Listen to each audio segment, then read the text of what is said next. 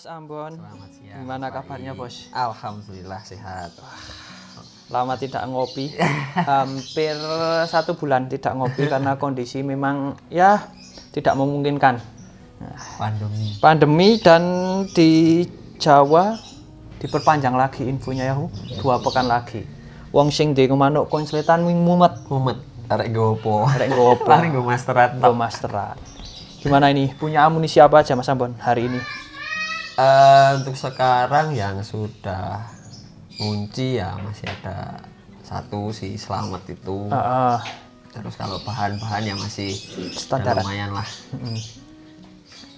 Selamat, jadi amunisi Mas Ambon itu selamat. Amunisi yang gagal karena lobetnya muncul ternyata langsung gantangannya tutup, jadi tidak bisa orbit. Dan dengar-dengar tawarannya sudah sampai 20. Jadi teman-teman yang pingin take over silahkan langsung saja datang ke rumahnya Mas Ambon di daerah Temanggung Paingan. Harga saya jedei, saya kasih tahu antara 20 sampai 25. Dinego sendiri, tidak usah pakai maklar. Yang penting datang rembuk. Ya toh Bos? Siap.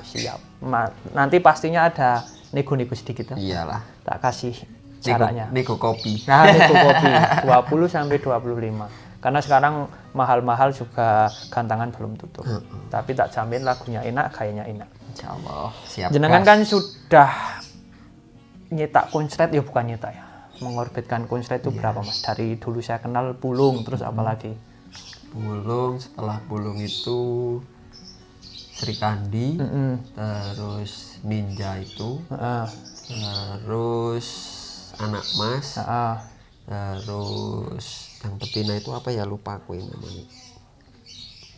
Terus setelah itu betina itu pokoknya betina 1, terus Ozawa.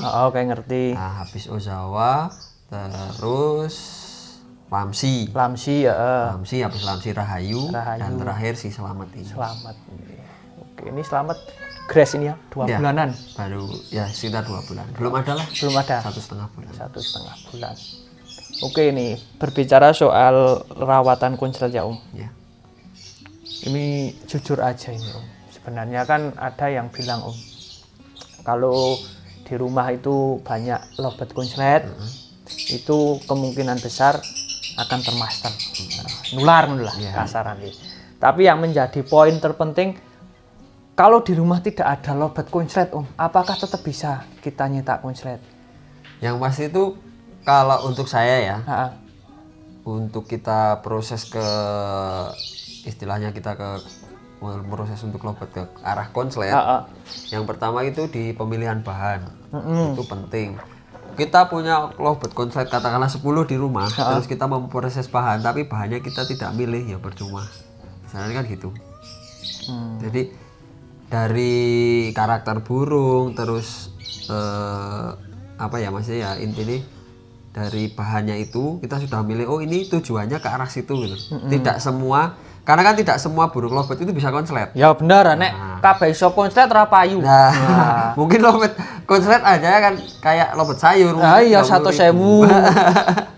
Jadi memang faktor utama di pemilihan bahan. Terus nanti selanjutnya pun kita punya lobet konslet termaster, mungkin termaster, tapi kan harus dirawat juga. Tetap harus ada step-step perawatannya. Terus nanti ya mungkin penunjangnya lebih cepat kalau kita punya lobet konslet, karena satu dia bisa mendongkrak birahi si bahan itu, terus lagu juga bisa untuk memaster si bahan itu. Jadi memang prosesnya lebih cepat yang ada lobet konslet daripada yang tidak ada lobet konslet. Oke, ini dikatakan kan tadi pemilihan bahannya, walaupun kita punya lobet konslet katakanlah 5, tapi kalau bahannya itu bahan ombyokan kan kemungkinan besar nyantele angel gitulah. Kaya dhewe di sinau nang guru gitu ya. Kalau memang itu dedel ya mungkin ya mau diajari seperti apapun juga nggak masuk. Ya nggak masuk. Kalaupun masuk mungkin lama gitu ya. Prosesnya lama. Nah, yang menjadi pertanyaan adalah kriteria bahan seperti apa menurut Mas Ambon itu yang kemungkinan kalau ada bahan konslet itu bisa termaster secara cepat? Kalau saya sih untuk lobet konslet kan intinya dia di dominan birahinya itu larinya ke bunyi dan birahi lobetnya itu sudah ibaratnya sudah di atas rata-rata lah katakanlah seperti itu. Karena kan ada 2 tipikal birahi lobet. Satu birahi kawin, 2 birahi bunyi.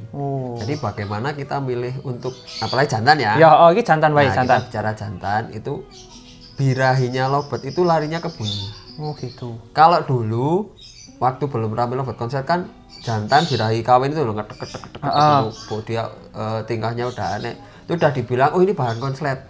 Padahal itu kan dia birahi ke kawin dan rata-rata bahannya seperti itu dikasih pasangan dia kawin pasti drop. Dan rata-rata burung seperti itu dia cuman birahi. Enggak gacor gitu loh. Beda kalau sama yang birahinya itu lari ke bunyi. Jadi setiap kali dia birahi jatuhnya ke bunyi. Terus dari sering dia birahi bunyi kan birahinya semakin naik. Dan disitulah nanti dia semakin gacor. Lagunya sudah dominan pakai birahi, emosinya dia hilang. Lagu semakin kering. Jadi lagunya itu udah istilahnya udah dobelan itu. Udah dobelan, sudah mulai rapat.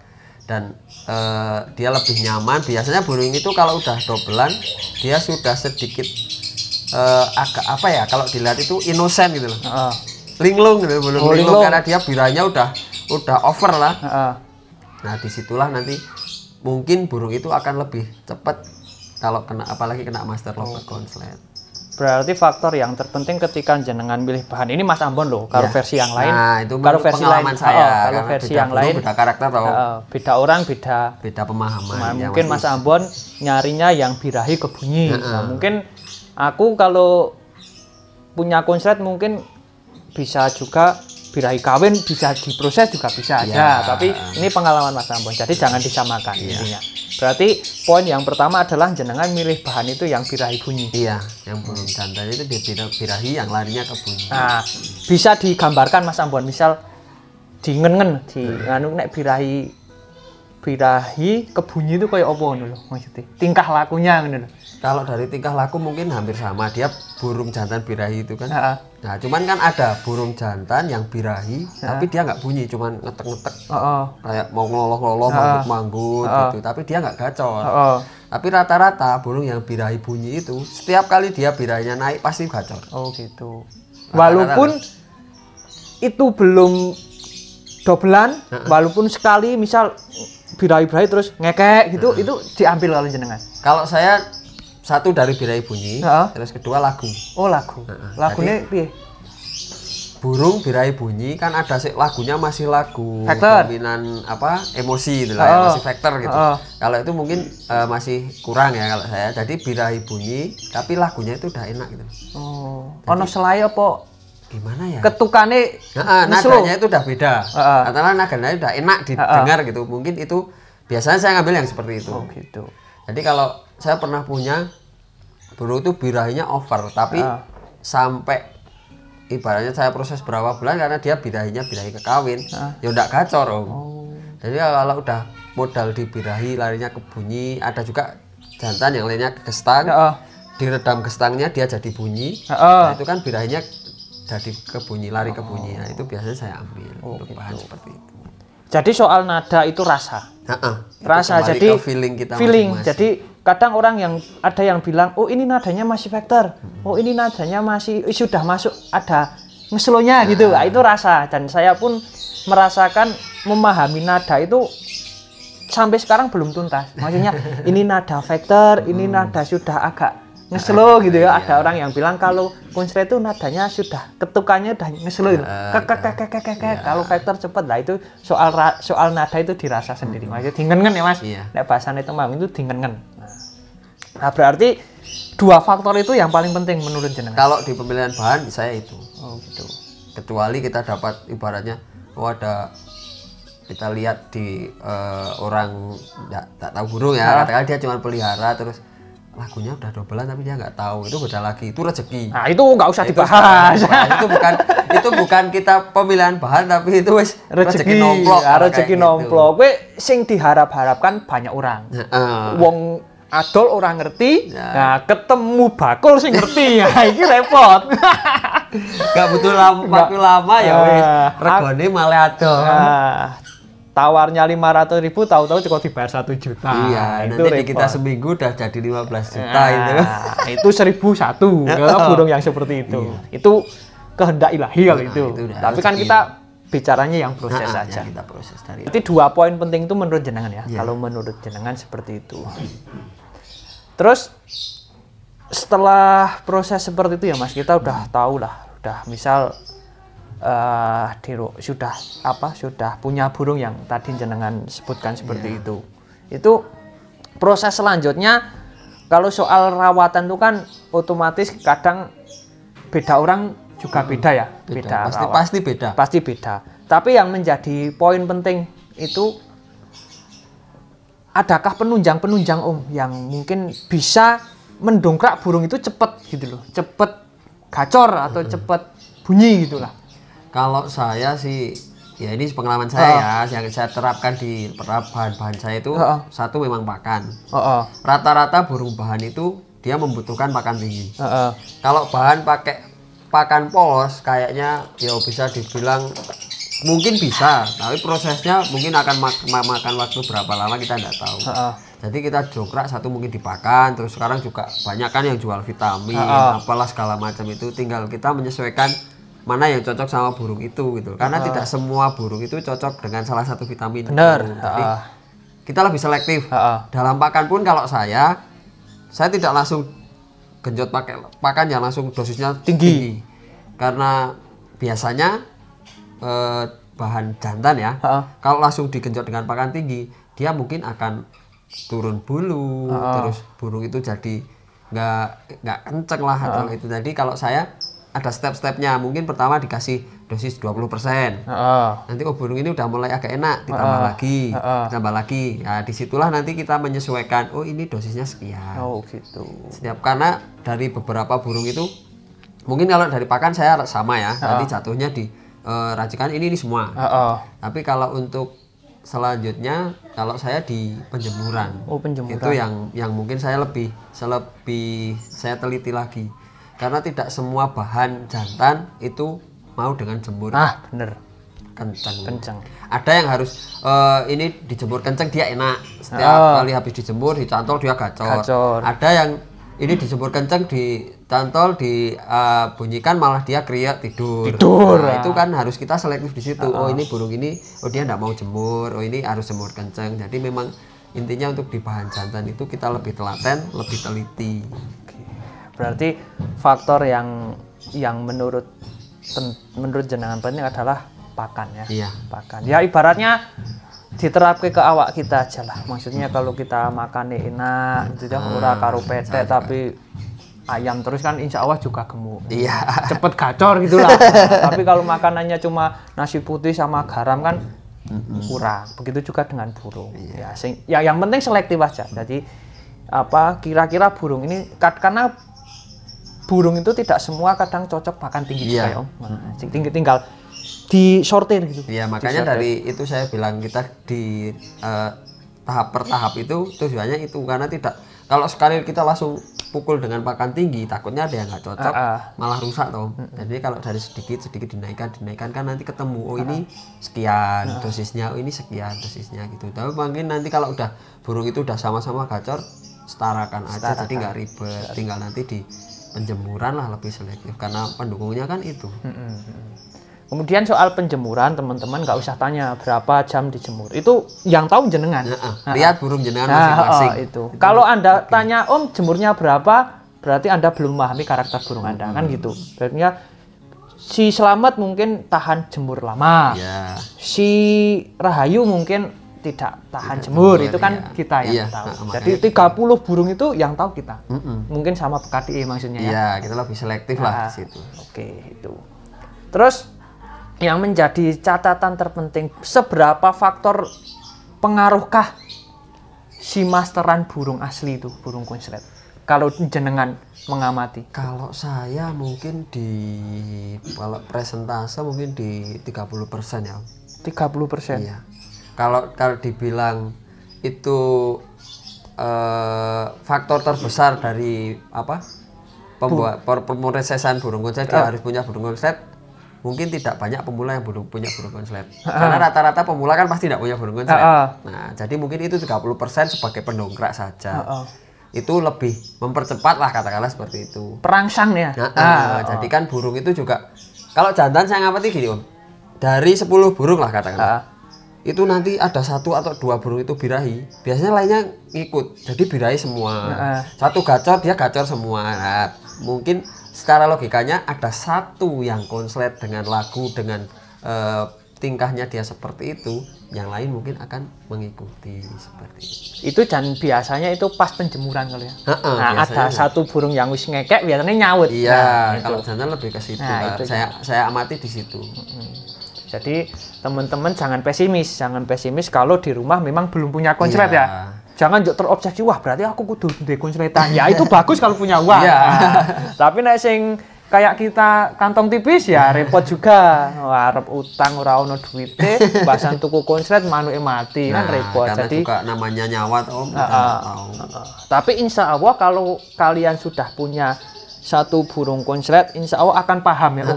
Akan yang pasti kita gini. Yang pasti itu sekali kita sudah pegang burung konslet, itu selanjutnya kita untuk memproses kita lebih tahu, kita lebih memahami tipikal burung konslet itu ternyata perawatannya seperti ini.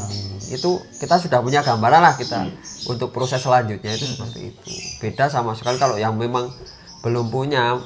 Mungkin mereka mikirnya, wah punya burung konslet itu enak. Ibaratnya tinggal mau gantang, tinggal cantol, bunyi gini. Itu mereka lihat pas enaknya aja. Sebenarnya punya burung konslet itu juga pusing Om. Jadi gimana kita menjaga kestabilan burung itu. Terus nanti gimana, apalagi pasangan ya. Kita jaga pasangannya biar tidak trouble, kan banyak faktor juga. Oke, itu ya. Jadi ya, kalau saya memang belum merasakan punya burung konslet ya, karena memang 1 kantong tipis, 2 kesibukan kerja yang tidak bisa ditinggalkan. Jadi bisanya ya hanya mewawancarai, kalaupun tanya kepada saya apa yang narasumber sering saya dengar, saya sampaikan. Tapi kalau Anda ingin tanya detail langsung, ya silahkan datang kepada orang yang pernah punya konslet, pernah megang konslet, ataupun pekatik konslet, insya Allah akan lebih paham. Yang pasti dia sudah pernah pegang, insya Allah dia bisa cerita. Bukannya ya sekali lagi kita share kayak gini bukan untuk menggurui ya, bener. Cuman berbagi pengalaman. Jadi kayak para pemula yang baru memproses atau yang baru mau punya burung konslet itu mungkin dengan Anda tanya ke yang sudah pernah memegang itu lebih pasti gitu loh perawatan. Oh ini loh seperti ini. Saya bisa bicara seperti ini karena saya pernah pegang. Beda kalau dengan yang dalam tanda kutip cuma teori tau. Ya takone ring aku kan teori rasanya nyindir teko ring ngono aku wae ya toh. Nek aku kan teori karena takon ring wong iki nek tanya ke saya itu tanya channel burung konslet yang paling bagus ya Pak. Insya Allah saya tahu semua se-area Magelang, Jawa Tengah, insya Allah tahu. Tapi rawatan, insya Allah kalau tanya ke saya Anda sesat. Tapi kalau Anda tanya channel, Mas, burung konslet yang lagi naik daun, bahan-bahan siapa? Insya Allah itu jalan yang benar. Betul lah? Ke pawangnya. Tapi kalau tanya rawatan itu hanya teori di saya, karena saya belum bisa membuktikan. Nah, mau punya aja keburu dijual. Nah, itu. Baru tak ide-ide malah wis hilang repot. Oke, terima kasih teman-teman semuanya ngobrol ya, mudah-mudahan bermanfaat. Kalaupun tidak bermanfaat ya ambil sisi baiknya saja. Sisi baiknya aja. Kalau misalnya tidak sesuai ya kita anggap aja ini sebagai pembelajaran. Kemudian yang pengen main ke Temanggung silahkan, pas dilalah main ke Temanggung jangan lupa ngabari saya. Biar nanti saya kamera kalau main ke tempatnya Mas Ambon ya. Siap. Nanti di add Facebooknya juga yaitu Brilian, rumahnya di Paingan. Nomor WA-nya nanti saya kasih ya, atau langsung ke saya nanti kalau saya cantumkan di deskripsi atau di dalam video, takutnya banyak WA yang membludak. Saya ada pesan satu Mas. Bos? Untuk teman-teman yang mungkin sudah inbox atau WA atau di media sosial yang lain, apabila saya ada mungkin slow respon atau apa karena saya juga punya kesibukan, terus terutama yang di inbox banyak yang kebaca karena saya cek kemarin itu banyak yang masuk ke spam. Sekali lagi saya mohon maaf, bukan saya bermaksud sombong, tapi karena ya saya juga ada kesibukan, jadi Mungkin kalau ada waktu kita balas, kita belajar sama-sama, tapi kalau belum terbalas saya mohon maaf sekali lagi. Oke. Intinya lebih cepat telepon itu langsung diangkat. Nah, ngono wae. Nek Messenger itu kadang susah sinyal, terus masuknya ke neng dalan, ora sempet di rumah wis ngurusi anak nggak bisa dibaca. Tapi nek telepon kebetulan bunyi diangkat, insya Allah lebih respon. Bisa respon. Oke, terima kasih, mudah-mudahan bermanfaat. Jangan pesimis. Bagi teman-teman yang belum punya konslet, mudah-mudahan saya doakan ada faktor X gitu lah. Amin. Faktor X itu maksudnya faktor keberuntungan. Keberuntungan. Ya. Aku pun berdoa berkali-kali jalan-jalan ke pemain konslet sampai sekarang belum nemu faktor bejo itu. Pengennya jalan-jalan langsung dapat. Terima kasih, mudah-mudahan bermanfaat. Salam dari kami, Humor PF Temanggung. Humor PF Temanggung. Maaf ya tidak dipakai karena bar ngantor ini. Makasih ya.